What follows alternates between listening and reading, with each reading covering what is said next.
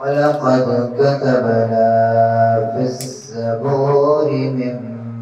بعد الذكر أن الأرض يرثها عبادي الصالحون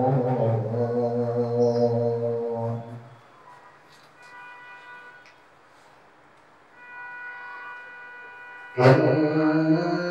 في هذا لبلاغا لقوم عابدين وما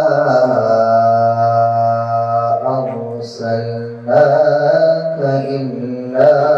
رحمة للعالمين